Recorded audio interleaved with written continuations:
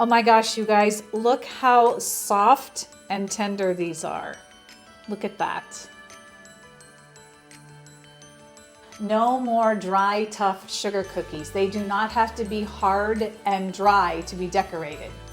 I'm going to show you how to make the best sugar cookies you'll ever make using a couple special ingredients and techniques. These cutout sugar cookies are the perfect cookie for any occasion, whether it's the holidays, a birthday, or even I just want to eat some. The recipe is in the description below along with the tools that I love and use. So print that out and let's get busy. We're going to start by putting all of our dry ingredients together in a large bowl if you're hand mixing or the bowl of a stand mixer. Typically, recipes call for the traditional creaming method, which is putting the butter and sugar into your bowl and creaming it for 3 to 5 minutes till it's light and fluffy. We're actually going to do the reverse creaming method today. I'm using a scale today for the flour and the sugar because quite honestly, it's just easier. We need 4 cups of all-purpose flour. That's 500 grams. Put that right into the bowl. Next, we need 1 1/4 cups of granulated sugar. This is 250 grams.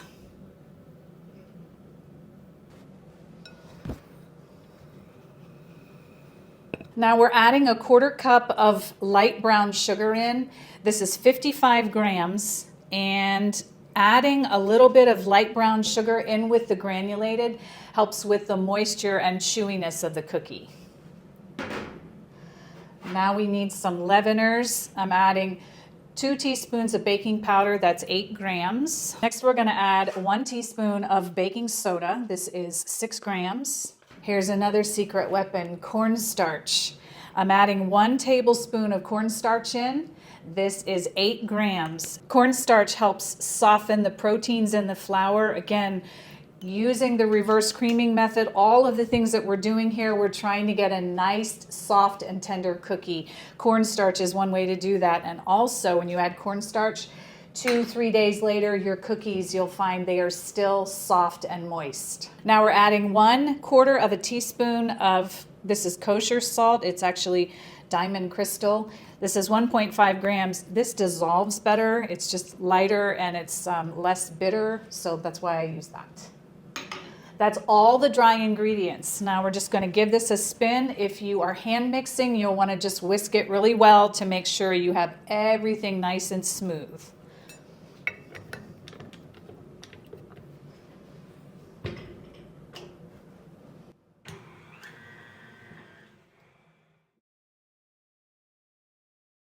Once you have your dry ingredients thoroughly combined, we're going to add the butter. And I want to show you the butter. I have 1 cup here, and I want to show you how soft it is. It's crucial that this is really soft. So see my finger making an indentation there? I don't know, it's kind of sliding around, but you can get the idea. It's very, very soft. And that is crucial to this butter incorporating nicely into this mixture. I'm going to turn my mixer just on stir. So if you're hand mixing, you'll do it on low. And I'm going to start introducing the butter in. This is 226 grams, by the way. Again, it's 1 cup of really nice soft butter. The goal of reverse creaming is to coat the flour with the fat before the liquid is introduced. So when flour is hydrated, the proteins in the flour activate and form gluten. We do not want gluten to form because gluten is great for bread, but that's not what we want in our cookies. Once you have all of the butter in, you just want to mix this until it looks like a kind of a sandy texture. That's a good indication that all of the flour is just evenly coated with that fat. Okay, so I want you to check this out. I want you to see the texture. It's like a damp, sandy texture. What we've essentially done here is encapsulated the flour in the fat so that when we add the wet ingredients, the gluten is not activated. So with your mixer running, now it's time to add our wet ingredients.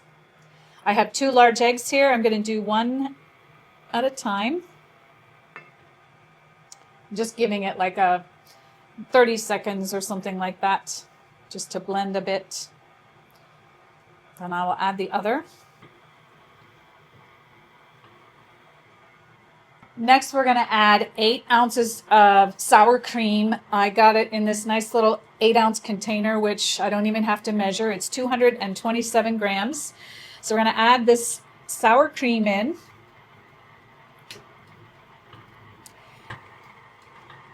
Adding sour cream is a fantastic way to get that soft, tender cookie that you can't just get with butter and eggs. And sour cream also inhibits the gluten formation because it is slightly acidic. The last ingredient is 2 teaspoons of vanilla for flavor. That is 10 milliliters. And that is it. Now we're going to remove this. This dough needs to refrigerate before we can use it.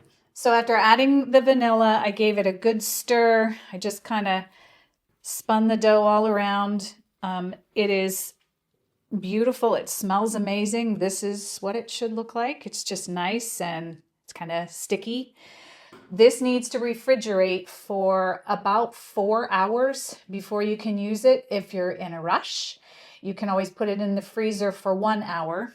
You want to divide the dough into 2 portions, shape it into a disc, place it in the refrigerator, and then we will roll them out.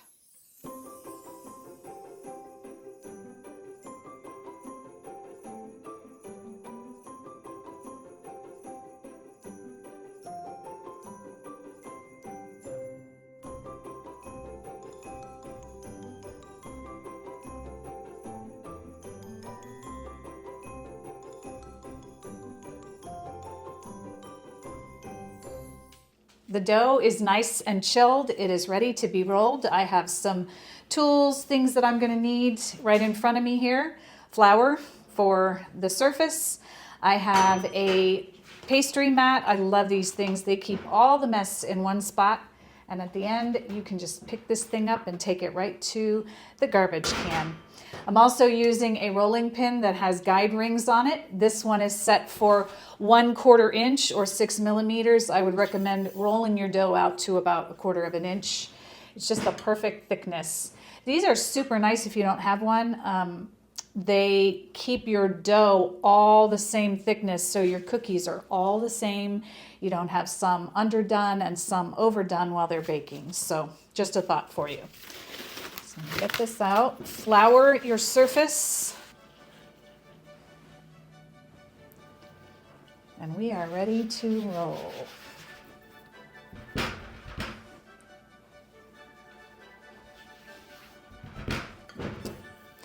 This is chilled, so be gentle with it at first. If you just work really hard at first on it, it will start cracking. So if you press down lightly, just kind of breaking up the butter some, it kind of helps it to soften and start spreading without cracking. And then just gently start rolling.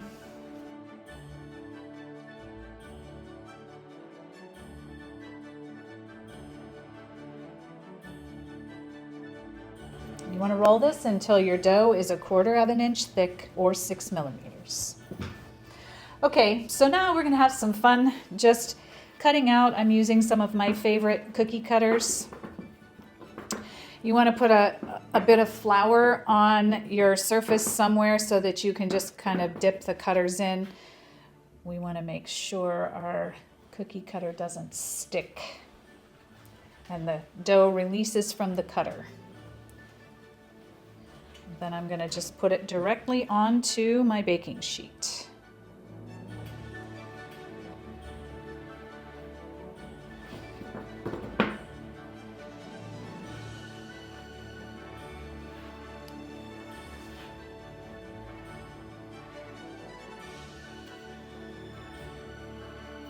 I have my first tray ready to go into the oven, but first I'm going to chill them so that the cookies get their best shot at holding their shape. We want to make sure that the butter is rock hard when it goes into the oven.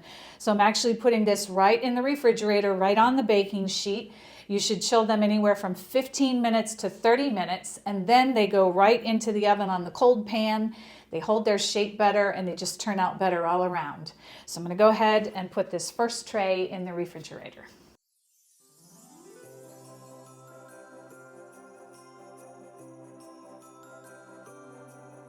I'm going to continue to cut out my cookies. I left the other dough in the fridge, so when I'm done with this, I will get the other one out. I'm going to keep working here.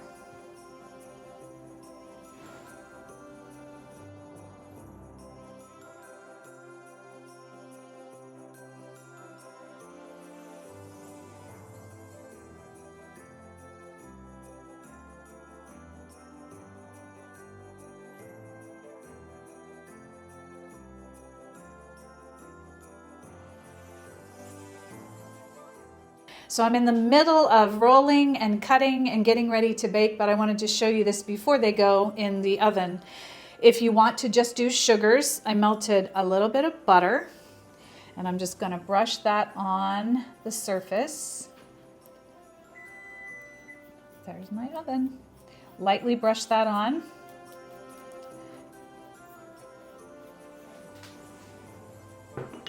And then you can just sprinkle some sugars on there. If you don't feel like doing icing, this is a nice way to do it. We're ready to put these in the oven. They're nice and cold. And we're going to bake them for 10 to 12 minutes. You want to just see a tiny bit of light brown around the bottom, and then we'll take them out.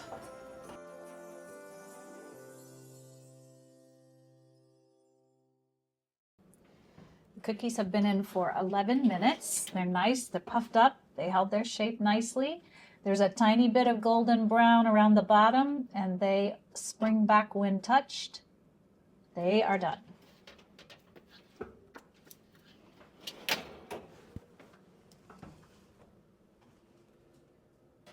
Now they just need to cool. Our cookies are all done. They're cool, they look so cute, and they're ready to be decorated. I'm going to show you very quickly how to make a classic American buttercream. The recipe will be in the description below. The most important ingredient for buttercream icing is the butter. You want your butter to be really, really soft, room temperature. When you press your finger into it, it should make an indentation. That is the perfect temperature for your butter. If it is cooler than that, you need to microwave it a little bit. Don't melt it, but this is the perfect consistency right there. That is the key to having creamy icing. If the butter is too cold, the powdered sugar, when we add it in, won't dissolve, and then you'll end up with a grainy icing. So make sure that your butter is the right temperature. So you want to cream the butter first. I'm using a paddle attachment. You don't want to use a whisk because that will incorporate too much air. And then when you're decorating with your icing, then you have all kinds of little air bubbles. So use a paddle attachment. And you want to cream your butter. I'm going to just put it on stir for now, just to get it going. And then we're going to cream it for like 2 to 3 minutes. So you want to scrape down your bowl at least once during the creaming the butter process. Now it's time to add our powdered sugar. The butter is creamed just beautifully. It's shiny and smooth and ready to dissolve some sugar. We need 4 cups of powdered sugar, or 480 grams. You want to make sure that you sift your powdered sugar to remove any lumps. We want our buttercream to be really smooth, and this is the best way to get that consistency.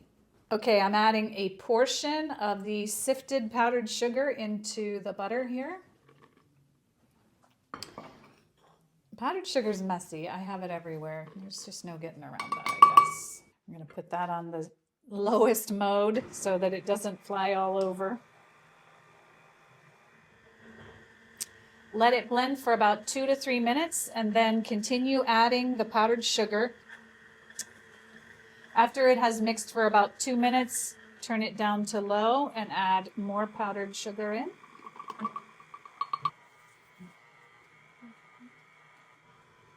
With the mixer on low, I'm adding the last bit of powdered sugar in. Now we're adding in 1 teaspoon of vanilla extract for flavor. That's 5 milliliters. We're adding in 1/2 teaspoon of salt. That's 3 grams. That is just for contrast. So I have 2 tablespoons of heavy whipping cream here. I've added 1 tablespoon in. This is added for consistency. So if you want it thinner for piping, you would add both in. And depending, you may even add more. And if you want it thicker for decorating a cake and you want it more sturdy, then just add less. So really the heavy cream is just for your consistency preference that you would use it. Now you want to just let this mix for 3 to 5 minutes. The friction from the paddle attachment will help the sugar crystals to break down and dissolve. This buttercream is done. It looks amazing. It's creamy, it's light, it's beautiful, it's fluffy, and I just want to show you what it looks like. It's gorgeous. Look at that. Now it's time to have some fun decorating cookies.